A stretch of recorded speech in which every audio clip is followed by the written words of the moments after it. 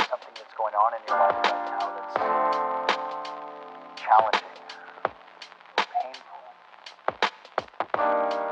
it's just a reminder to take a little bit better care of yourself. Because you're worth it. You can have this feeling. Bismillahirrahmanirrahim. Assalamualaikum warahmatullahi wabarakatuh. Alhamdulillahirrahmanirrahim. Assalatu wassalamu ala asrafil anbiya'i wal mursalin Sayyidina Muhammadin wa ala alihi wa sahbihi ajmain amma ba'du. Alhamdulillah, anak-anakku sekalian, kita bisa berjumpa dalam pelajaran paling menyenangkan sedunia, yaitu pelajaran kimia dalam keadaan sehat semuanya. Anak-anakku sekalian, kita patut bersyukur dan senantiasa mengingat akan firman Allah SWT. A'udzubillahi minasyaitonirrajim. Bismillahirrahmanirrahim. La in syakartum la azidannakum wa la in kafartum inna 'adzabi lasyadid. Bahwasanya kita harus senantiasa bersyukur, maka insya Allah nikmat Allah Ta'ala senantiasa dilimpahkan kepada kita semuanya. Baik anak-anak sekalian, gimana kabarnya hari ini? Ketika menonton video ini, Pak Faiz doakan semoga kita semua dalam keadaan sehat walafiat, terhindar dari segala macam penyakit.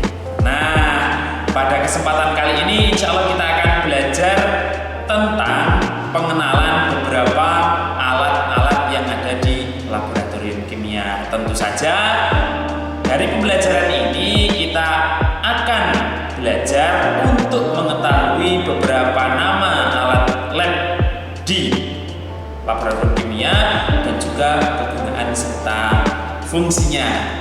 Nah, anak-anak sekalian, ini di sini sudah Pak Faiz tampilkan beberapa alat lab yang sering ada di laboratorium kimia, khususnya di laboratorium kimia SMA Islam Al-Azhar 9 Yogyakarta.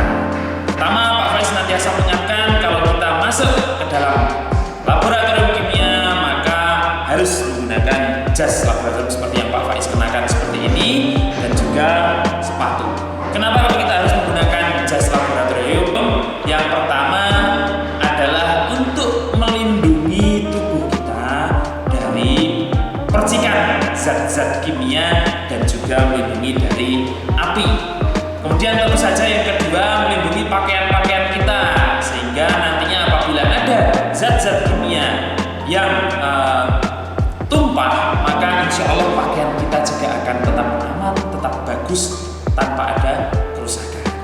Baik anak-anak sekalian, Pak Faiz perkenalkan alat-alat laboratorium yang sudah Pak Faiz hadirkan di sini, tampilkan di sini. Yang pertama ini adalah tabung reaksi. Nah, tabung reaksi ini berfungsi untuk mereaksikan bahan kimia dalam jumlah yang sedikit atau dalam volume yang sedikit. Kemudian bisa kita lihat di sini, ini namanya glass beaker atau beaker glass. Nah, beaker glass ini berfungsi untuk menampung dan mencampur bahan kimia dalam jumlah yang lebih banyak. Kemudian ini masih sesuatu yang ada di dalam glass beaker ini namanya pipet tetes. Nah, pipet tetes ini berfungsi untuk mengambil larutan dalam volume yang sedikit. Bagaimana cara mengambilnya atau mengambil larutan? Maka pertama kita harus memencet bagian yang merah ini, pencet di luar, kemudian masukkan ke dalam cairan atau larutan yang kita inginkan untuk diambil, kemudian lepaskan pencetan kita, maka dengan sendirinya larutan yang akan kita ambil masuk ke dalam pipet tetes ini. Kemudian barulah kita letakkan dalam tabung reaksi atau tempat yang akan kita gunakan untuk mereaksikan zat tersebut. Diulang-ulang sampai mencukupi dengan apa yang kita butuhkan untuk jumlah larutannya. Kemudian anak-anak sekalian, ini adalah alat laboratorium yang bernama glass cooker. Nah, glass cooker ini di sini terdapat volume, garis-garis yang menunjukkan volume. Glass cooker ini bertujuan untuk mengukur volume larutan. Misal kita membutuhkan larutan 10 ml, maka di sini sudah ada garisnya 2, 4, 6, 8, 10, maka kita fullkan sampai garis 10 ml, itulah volume yang kita butuhkan. Nah, Pak Faiz lanjutkan untuk berikutnya. Ini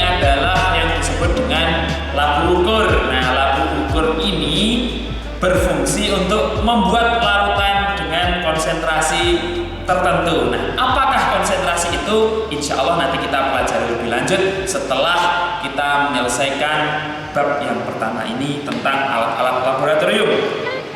Nah, kemudian Pak Faiz lanjutkan, ini adalah namanya batang pengaduk. Nah, dari namanya sudah kelihatan fungsinya. Batang pengaduk tentu saja digunakan untuk mengaduk atau melarutkan zat dalam pelarut sehingga zat padat bisa larut dengan sempurna dalam pelarut yang kita tentukan. Ini fungsinya mirip dengan sendok untuk mengaduk. Nah, kemudian berikutnya adalah ini. Wadah atau tempat tabung reaksi ini disebut dengan rak tabung reaksi. Gunanya adalah sebagai tempat untuk meletakkan tabung reaksi sehingga tabung reaksi tidak mudah tergulung. Misalkan karena tabung reaksi itu bawahnya tidak rata, maka apabila kita letakkan pasti akan jatuh sehingga membahayakan kita semuanya. Oleh karena itu perlu diletakkan di dalam rak tabung reaksi. Kemudian anak-anakku sekalian, alat-alat berikutnya ini kita sebut dengan nama pembakar spiritus. Nah, pembakar spiritus ini tentu saja sebagai alat pembakar.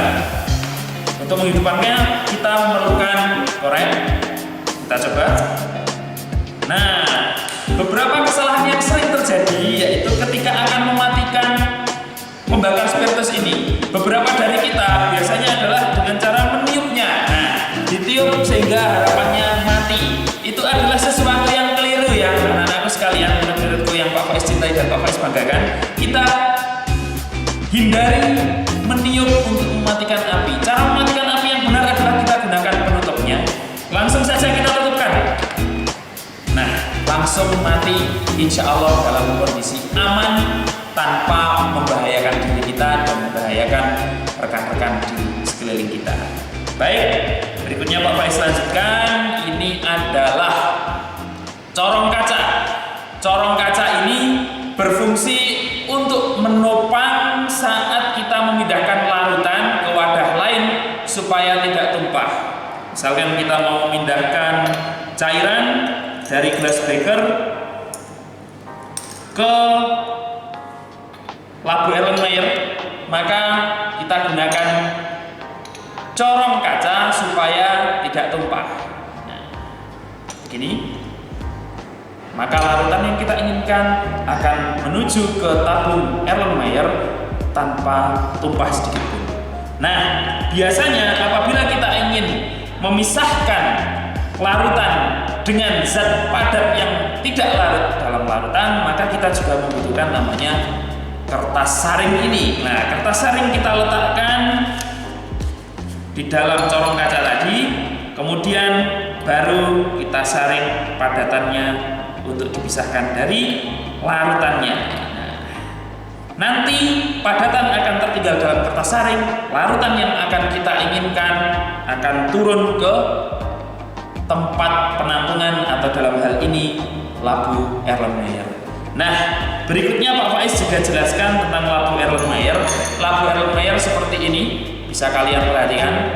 Nah, labu Erlenmeyer ini berfungsi untuk menampung dan mencampur bahan kimia yang berupa larutan atau cairan dan biasanya digunakan dalam proses titrasi. Proses titrasi itu apa? Insya Allah nanti kita akan mempelajarinya di semester 4. Nah, kemudian anak-anak sekalian, Pak Faiz lanjutkan untuk berikutnya adalah ini namanya penjepit tabung. Nah, penjepit tabung ini digunakan untuk memegang tabung reaksi ketika kita akan memanaskan tabung reaksi. Nah, misalkan kita mau memanaskan cairan yang ada di dalam tabung reaksi ini agar kita tidak kepanasan, maka kita memegangnya adalah dengan menggunakan penjepit tabung, barulah kemudian kita panaskan di atas api yang menyala pada pembakar spiritus. Nah, anak-anak sekalian, untuk berikutnya yang terakhir Pak Faiz perkenalkan di sini adalah sepasang alat ini. Ini namanya alu dan mortar. Nah, alu ini sebenarnya mirip dengan cobek, pasangan cobek di dapur kita, di rumah kita masing-masing. Nah, fungsinya pun mirip, yaitu untuk apa? Untuk menggerus dan menghaluskan bahan-bahan kimia yang padat. Bahan-bahan kimia yang padat kita haluskan dan kita gerus menggunakan alu dan mortar seperti ini. Demikian anak-anakku sekalian yang bisa Pak Faiz perkenalkan tentang alat-alat laboratorium sederhana yang ada di Laboratorium Kimia SMA Islam Al-Azhar 9 Yogyakarta. Semoga bisa menambah wawasan kita semua tentang persiapan apa saja yang perlu kita butuhkan dalam mereaksikan suatu zat kimia di dalam laboratorium kimia. Tetap semangat, belajar, dan jangan lupa ibadah kepada Allah Subhanahu wa taala. Terima kasih. Assalamualaikum warahmatullahi wabarakatuh.